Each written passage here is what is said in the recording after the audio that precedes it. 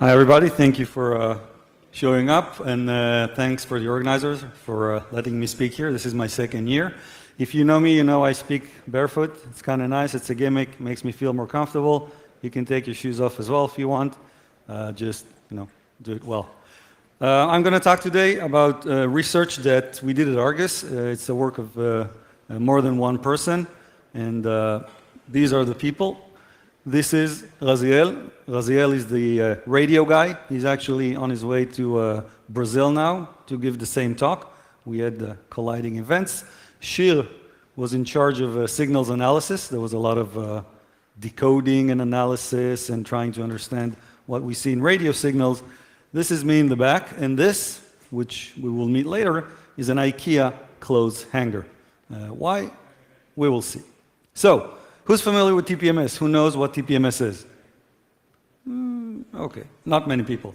TPMS, tire pressure measurement system or monitoring system, is a little device that sits inside of the wheel. It has a little battery, and basically it just transmits the tire pressure to the vehicle. Many reasons to do that. Flat tire, you want to know about it. If you have a bad pressure, then it affects the way the vehicle behaves or your fuel consumption. And in some vehicles, you can auto-inflate, provided that you know you have a pressure problem. And this thing has... Okay. All right. So this has been extensively researched. We're not the first people to look at that. There have been talks about this in a number of conferences. People were researching that, analyzing the signal. The signal is not encrypted. This is the number one problem with it. And many people reached the same conclusion that you can analyze it, you can decode it, you can spoof it. And basically, what everybody said was this is harmless. There's almost nothing you can do with it.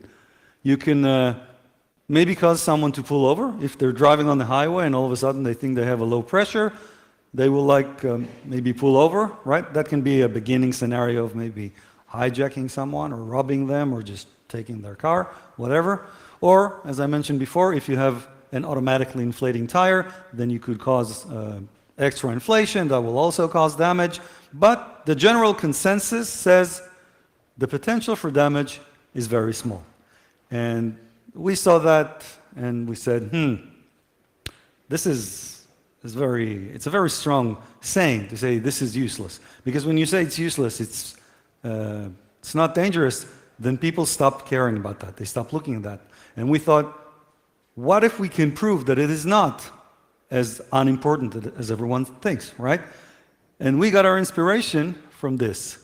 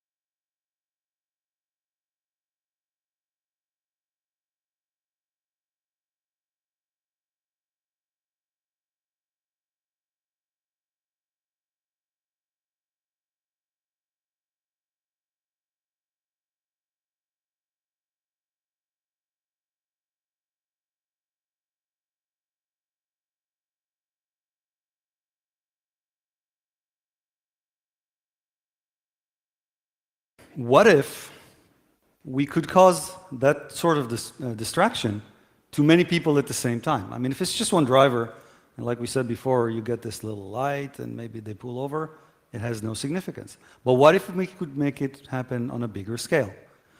So we start with one car. You need to receive the signal. You need to be able to analyze and parse it. It has different fields of information. Different cars have different standards. Then you have to modify it. We want to change the tire pressure value to something that will cause the alert, right? This little sound and the little light bulb on the dashboard, and then we want to retransmit it. This is the scenario for one car. Now, let's try to scale it up. These are the fields that you usually have, okay?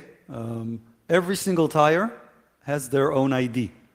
So in order to be able to talk to a specific car, you need to know the specific tire ID that the car knows. Otherwise, it's not going to work. This is why you have to listen first. You can't just transmit stuff.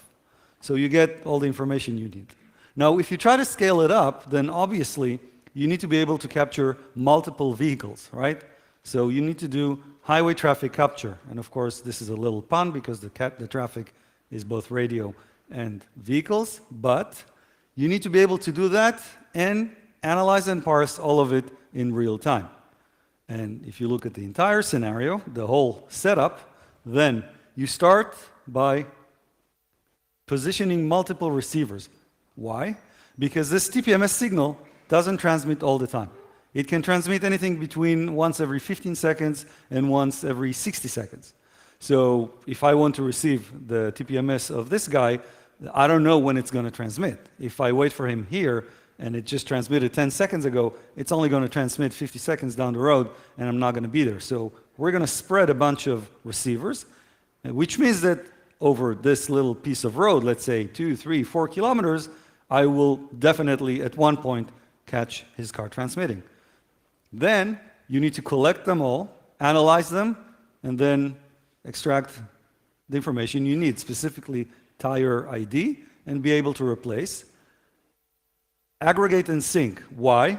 Because if you look at this little piece of road, every car transmitted at a different point, but when we transmit, we want it to happen to all the cars at the same time, all the cars that are in a certain area. So this is the challenge. And let's look at this. Who knows this bridge? Anybody from Denmark or Sweden here? Hello, Gabi. This is the bridge between Denmark and Sweden. So let's look at that. We take an RTL SDR. This device is receiving only, but it costs about $9. You can get it on eBay or anywhere else. And we position a bunch of them, let's say 8, over this piece of road. So any car coming from here and driving towards the tunnel, at some point, the TPMS will transmit because it takes more than a minute to cross through the bridge. And then I take another device. This little guy is called the Yardstick 1. It is made by someone who spoke here last year. And this device is also able to transmit. And very easily, it has a Python interface. You just send it a Python command with the parameters, about $100, maybe $130. And then we transmit everything here. So right before the vehicles enter the tunnel, we transmit the signal. Now imagine that you have 40 or 50 cars traveling at 100 kilometers an hour, and all of them get this little boop. 1, 2, maybe 3 of them will take their eyes off the road and look at the dashboard. And when this happens at 100 kilometers an hour in a tunnel, there could be consequences. Now, we're not saying there will definitely be, but this thing only needs to succeed once in order to cause real damage. So, status report. We're somewhere in the middle. On one hand, we have a success. On the other one, we have a lot of failure. And this is actually part of the talk. Many times when you go to security conferences and someone is standing on stage and telling you what they did, they give you the solution. They don't explain to you how they got to that solution. What did they try? What worked? What didn't work? It's a lot less teaching to get the textbook answer. But if someone tells you the process that they took, then you can learn from that on how to do better research, in which directions to look, how to approach problems. And we're going to be, or I am going to be sharing what we did. We chose to do that because we wanted a learning experience. As I mentioned in the beginning, this had been researched before. We could have just taken all the work and continue from there. We didn't want to do that. We wanted to learn stuff that we hadn't done before, and that meant that we reinvented the wheel, right? We went through stuff that other people had already gone through and posted the results, but we didn't know how they got there. People just posted code, and we didn't know, so we wanted to learn. And of course, the meaning is that it took us a lot longer than we had expected. To the extent that the first time that we applied this talk to a conference, we applied with the abstract and then started the research, and we actually didn't finish the research in time for that conference. So we showed up and said, well, we wanted to talk about but we failed. And this is how we also got the idea to insert that into the presentation. But now we're a little bit better. What have we learned during the work? It's not easy to find the signal. The TPMS signal is on two bandwidths, 440 or 34 in Europe and 315 megahertz in the US, that are for public use. There are many, many devices that transmit in this range. For example, your car keys, right? The remote keyless entry. They transmit in that frequency. A lot of other devices, because you don't need to license anything that works in that frequency range. So one of our problems when we were listening to radio waves was to determine which signal was in fact the TPMS. Remember, we started from scratch, so we didn't know what pattern to look for. We said, okay, we look for something that is maybe cyclic or whatever. So there was a lot of signal, and in the beginning, we didn't know what it was. We were chasing a lot of dead ends, and that's important. We had one particular problem. This is Laziel, and this is my vehicle. And this is the Hack RF, and here's the Yardstick 1. We had such a hard time getting a good signal, so we said, okay, let's take the best parameters. We're going to take the computer and sit in front of the wheel. What more can you ask for, right? The transmitter is 1 meter away from the receiver, not even, okay? And we sat, this is the underground parking lot, okay? It's not a nice air-conditioned hall like here. We sat there for hours, and it didn't work. Sometimes we got a signal, sometimes we didn't get a signal. Sometimes we got a signal, but it wasn't TPMS. Sometimes we got a signal that we thought was TPMS, but didn't have the cyclic timing that we were expecting. And at some point, after wasting many hours, we said, okay, we got the point, we accept our failure, we're going to take the shortcut. The shortcut is to take the wheel off the car, and then take the tire off the rim, and then look at the transmitter itself, because on these devices, you have the FCC ID code. And the FCC ID website will give you most of the information that you need, the frequency range and the modulation used. And this is a very good source of information, which we didn't want to go to. We wanted to figure it out, but we failed. And then, after hours of sitting on the floor, we discovered that my car doesn't have a TPMS transmitter. Imagine our surprise. So yeah, that was a little bit embarrassing. Of course, we immediately knew we were going to talk about that. That's why we took the photo. And then we found someone in the company that did have a TPMS. And this is the device. And here we were finally getting a signal. This scenario actually helped us because one of the ways to cause the TPMS sensor to start transmitting more than once a minute is if it detects a significant change in the pressure. And imagine that when you take the tire off and then you put it back on and you have to inflate the tire, the sensor is like, whoo, something's going on, let's party. And then it starts transmitting. So that was the first time we got a clear signal in many bursts, and that was a very big step for us, right? So we started, reading the documents and determining the signal. And what we actually needed the whole time was to find it. You see, this is what it looks like. It's very similar to the ones that I've shown you before. It was hard to tell, but here you can see a clear modulation. If you have any experience with radio, you can see this is a clear modulation of bits, and this is what we were looking for.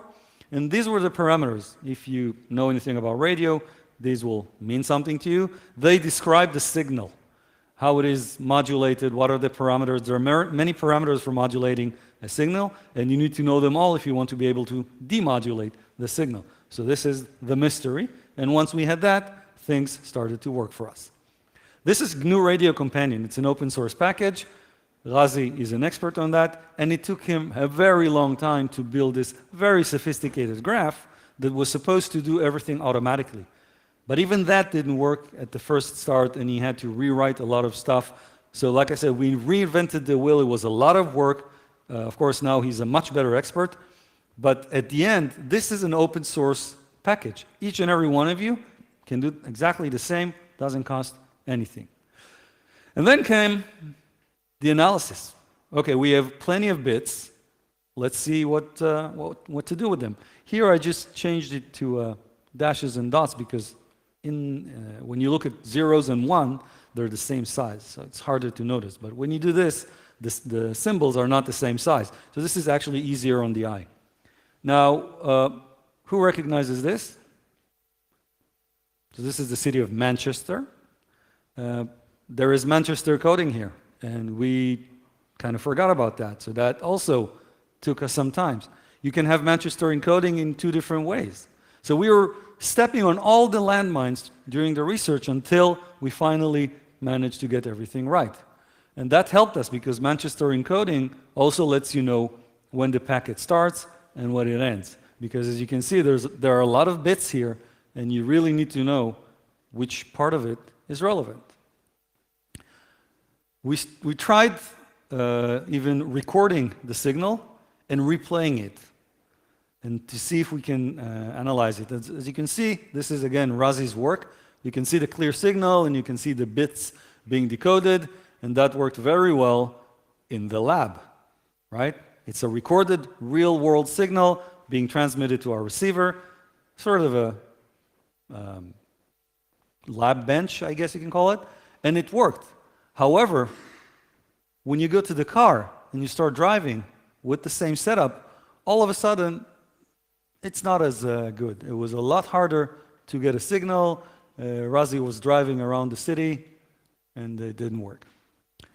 This is the clothes hanger, which we mentioned before. The reason we needed that is because we had a directional antenna, which is perfect for this sort of radio signal. It's designed for this frequency. It's designed to look straight forward and not in a wide beam. And the office that we work at Argus is right over the road. The road is literally down the building. So we said, okay, let's put the antenna on the clothes hanger, looking down, and record some signals. And as you can see, or as you might be able to detect, we are not at ground level. We were actually on the 36th floor, and we discovered that that was too much for the signal, and the only way to actually get a good signal was to go sit by the highway. So this is me sitting next to the highway in the middle of the Tel Aviv summer, recording bits. Okay? Very easy, same device, same setup. I just had to sit close to the road.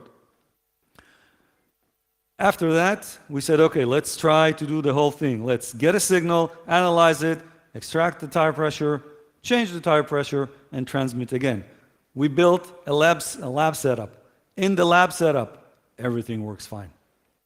Really, you can see the bits going out, you can check the modulation, but again, when you try it in real life, it doesn't work. The benefits of this lab setup was that it saved us a lot of time. Instead of sitting outside waiting for signals and then trying our stuff, we were able to use a recorded signal. What you can see here is a device transmitting the recorded signal directly into the yardstick one. Instead of connecting an antenna, we connected the receiver and the transmitter with a cable. So that helped a lot. And here came another problem. It was time to try the transmission. And this is again the parking lot, the clothes hanger and the antenna, and we just couldn't get it work. It worked in the lab. We went down to the parking lot with the same device, the same equipment. It did not work. And remember, there's not a lot of work here. It's a bunch of Python commands going to a device, and all the modulation, all the radio stuff is happening on the device. It's not even on the computer. And we tried my computer, which is a MacBook Air, and it just didn't work. And then we tried Raziel's computer, which is also a MacBook Air, and it did work. And everything else is the same. It's the same script, it's the same device, literally the same yardstick one. And this is voodoo. We don't have an explanation for that. If any of you guys have an explanation, we would love to hear. Nothing else worked other than me dropping my computer and using Raziel's computer, which is almost the same computer. In fact, it's a little older, so we don't know. So eventually, where do we stand? It was time to see. It was like that when we got here, don't worry. It was time to see how this is working. So remember, our objective is to transmit a spoofed signal that will cause the light to go on, okay? And this is what it looks like. This is Razi's vehicle, and this is me. And we tried to sync the videos, so let's see. What we tried to do, the vehicle is parked outside the frame here, and we wanted to see whether, if the antenna, which is here, transmit the signal while the vehicle goes by, we can spoof the signal. That was from close range, but remember, we wanted to cause the same effect on a large highway. A large highway would have 4, 5, 6, depending on your country, lanes. Each one is maybe 2.5, 3 meters. So you want to get a bigger distance. So what we were going to do is, after clearing this range, we were going to go over there. This is the lowest floor of the parking lot. It was important to us to do it in a relatively sterile environment. We didn't want to affect anybody else. We were doing some driving. We needed no one to be there. So this was the perfect solution. Let's try again.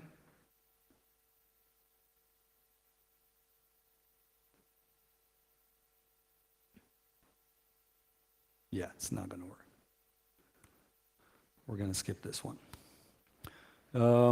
So where we got, so let me spoil you, it works, right? The car drives, we spoof the signal, and it works. And actually, we got it to work up to 30 meters away with this little antenna, the directional antenna, without an amplifier. So imagine, this setup can cause the same effect in roughly, let's say, the size of this hole. Okay, so cars driving here and a car driving at the back, this will work on all of them, provided that we got all the information from before. Okay, this is challenging. So, what did we get? The ranges that we got were up to 30 meters, which covers a lot, as I mentioned. And then we started working on the setup. Now, the way to do the setup, remember I mentioned we wanted to position multiple receivers and connect them all to a central station that will later transmit. The way to do that, we wanted to go as simple as possible. We had already spent too much time and effort on reinventing the wheel, so we went with Raspberry Pis. The Raspberry Pi can easily support an internet connection and this really nice RTL SDR, the little dongle that I mentioned before that only receives and costs $8. So we built an open VPN setup where the main station is the server, and then each of the other receiving stations is a client. And when you use that with certificates, then this setup is completely scalable.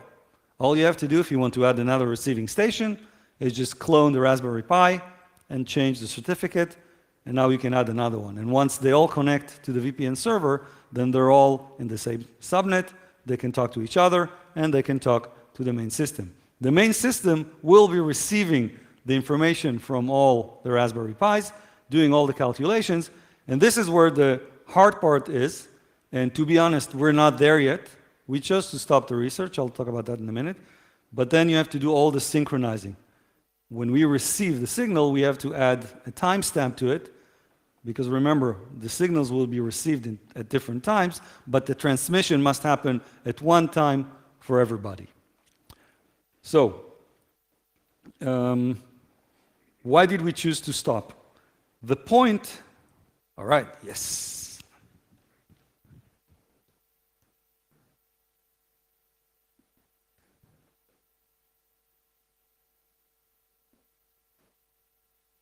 All right, so we talked about the distance, and we talked about the back-end setup. And now, what's next? There are challenges here. First of all, there are many different modulations. This particular TPMS that we were working on, as it turns out, transmits in 2 different modulations. One of them is when the vehicle is static, and one of them is when the vehicle is moving. So obviously, we didn't care about the modulation when the vehicle is static, but that just shows you the different TPMS sensors from different manufacturers will be using different modulations with different parameters. So it is a matter of scaling up, but this is just research. It will not be creating something that was not done before. But if you want to do this, if you want to create the setup that we mentioned, then yes, we will need to go through more TPMS sensors. And there are many of them. There are many manufacturers, and it's challenging, but this is what you have to do in order to create the scenario. And the last thing is that synchronization. It's not easy. We would have had to play with that, but we chose to stop.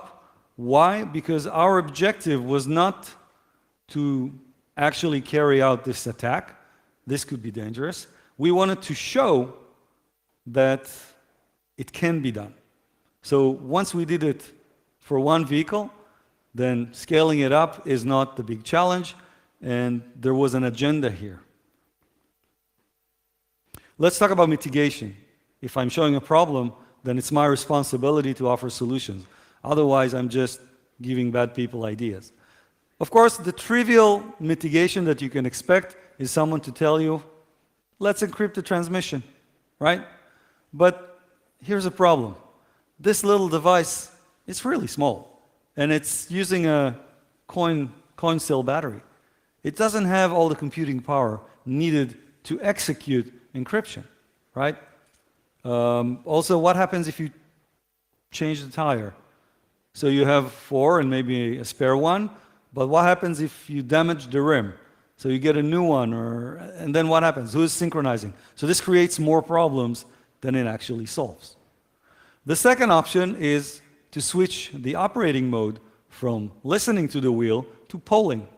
If the vehicle asks the wheel, what is your pressure, instead of waiting for the wheel to report, then in order for me to be able to spoof that signal, I would have to listen, wait for that question, and then respond either quicker or stronger than the wheel.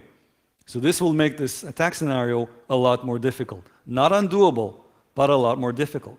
But this mitigation also has its problems. How often do you do that?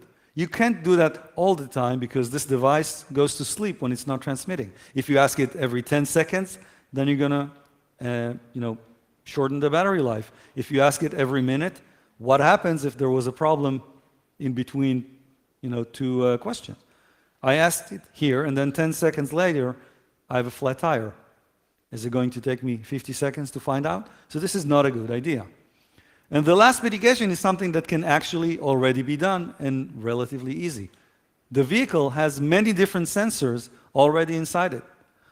One of them is measuring the rotation speed of the wheel. Now, when you take a wheel and you take the air out of it, the speed at which the wheel is revolving will change. And vehicles know that. Okay, this is, for example, how the ABS works. When you brake and the ABS senses that the wheels are not turning at the same speed, then it knows that you're starting to skid, and then all sorts of things start happening, so anti-skid and also ABS. So the vehicle already knows that. So imagine if you get a low pressure signal, and then you correlate it with the rotational speed, and you see that the speed hasn't changed, then you know that it is not, it's a false signal. And this is easy. You can do this already with existing vehicles, no need for additional hardware. But of course, the most important mitigation is not even in the vehicle. It's, as always, in security, it's about the users, and basically you have to keep your eyes on the road. And this applies to all of us. Being distracted while driving is one of the most dangerous things that can happen, and this is what actually started this whole research. The idea that we can cause distraction to many drivers at the same time. Now, an important message. It's doable. Yes, it's difficult. It requires a number of conditions. Maybe you need a really busy highway with many lanes and maybe a tunnel, but it's doable. And as I mentioned before in the beginning, it only takes once. The way the world works is that if something really bad happens, and then someone comes and claims responsibility and says, unless you pay me $1 million, this will start happening every other day. There is nothing people will do except pay, because there's nothing you can do. People get scared. So it is a threat that needs to be considered. Another thing which is actually our agenda. Yes, everybody who looked at it said that it was not dangerous. But there's a saying in English where there's a will, there's a way. And in our case, when we, as hackers, as white hats, and of course, when black hats do that, when there's malice, there's a way. A bad guy will always find a way to make your system do something it wasn't supposed to do. And I think that any of you who do actual security research, you know that most of the problems that we find are because the people who created the product were not taking something into consideration. Because people want to be good people. They want to think everybody else is good. So if the values of a variable are between 1 and 100, why would anyone put 200 or 1,000? Why would they do that? That's the sort of question you get from people. So we wanted to show that even when everybody looks at something and it looks harmless, if you really want to cause damage with it, there might be a solution. Or as somebody else framed it, if there's a way to do anything, there will be malice, because this is how the world works. And this is the most important thing.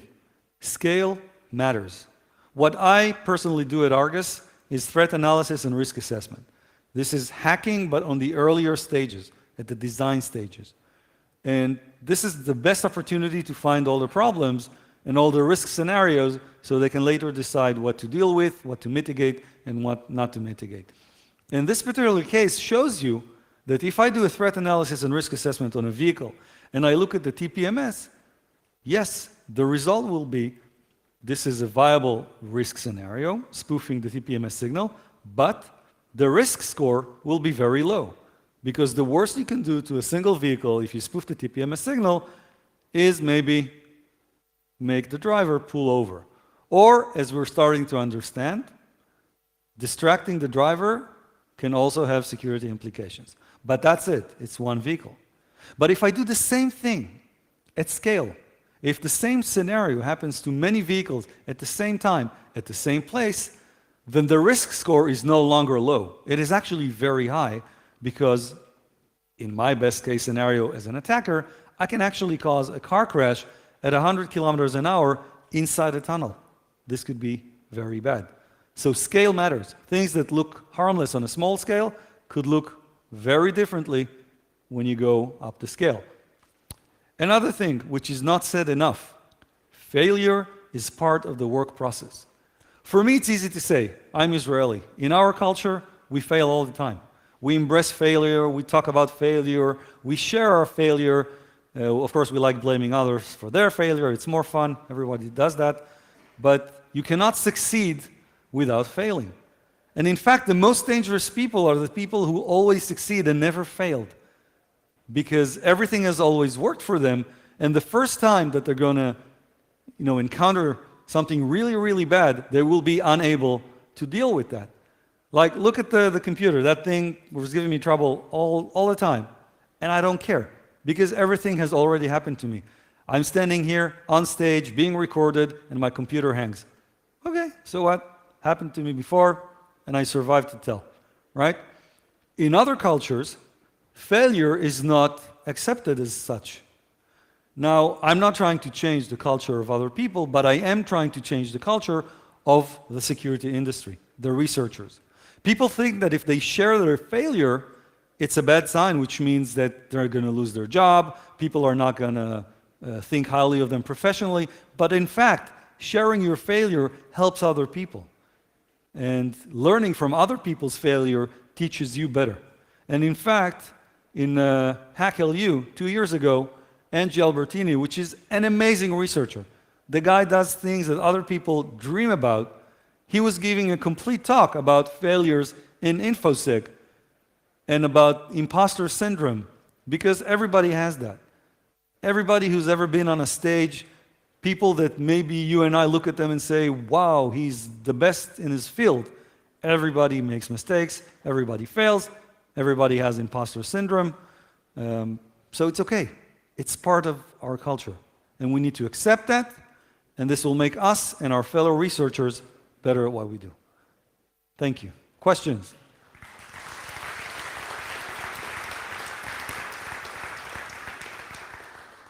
Is that the same question from last time? Okay, Gabi. Wait, do we have a microphone for the questions, or is he going to shout? We have a microphone. No, we do, yeah.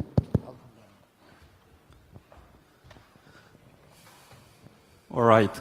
So you said that scaling it up is hard, but how do the manufacturers do it?